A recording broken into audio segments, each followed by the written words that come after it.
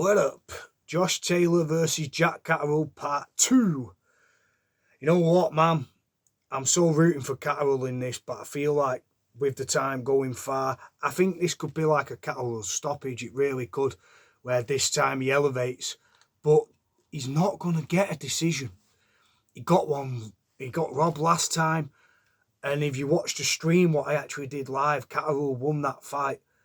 But the way I feel it's going to go, and I want Catterall to win, I think Taylor's just going to rabbit punch his way to the rounds. And the reason being is because he's active and he's going to be a lot sharper. Now, apparently he's dead. He's dead if Catterall feels he's fresher and smarter, he can beat him, but he cannot be lazy in this fight.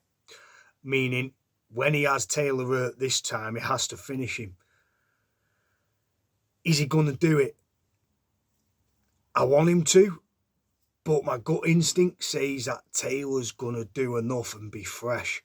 But most of the part of me is saying, you know what, Catterall's going to do him again here. It's tough because was that the best Jack Catterall? No, I don't even think that was the best Jack Catterall we saw. Was that the best Josh Taylor? Far from it. But was that the best Josh Taylor can get now after taking a beating off Teofimo Lopez? I don't know, man. I'm torn between the two, and Josh Taylor should possibly get the win because it was an upset last time and he underestimated him. Sort of like Eubank underestimated Liam Smith, sorry. And I feel if Josh Taylor's on his day, he can beat anyone.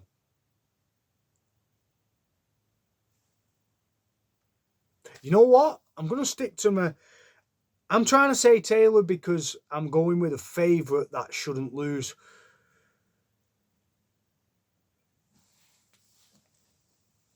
And there's a Rangers shirt here, but I don't support Rangers. I'm a United fan, so I'm going to go with my heart instead of my head. And I'm going to go with Jack Catterall because I want him to win, and maybe I'm not using my boxing smarts here. Probably not.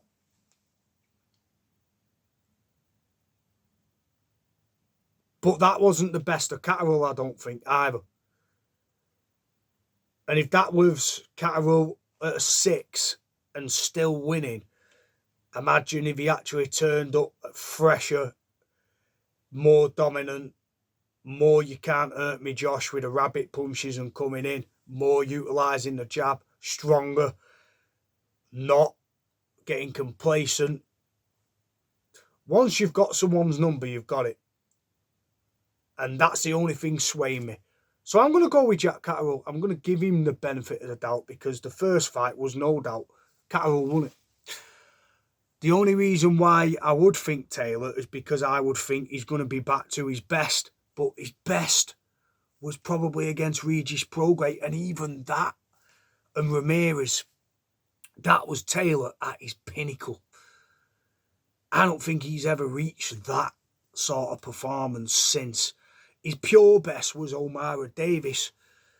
But that was time ago. That was like vintage Taylor killing someone. He's not going to kill Jack Catterall. It's not happening. And Catterall may not knock out Josh Taylor, but I don't see Catterall winning the points. So I think Catterall's going to have to stop him or hurt him badly or convincingly win each round. And I think if Taylor is more up for it, it actually could go against him because he's going to leave more holes because he's going to rush more.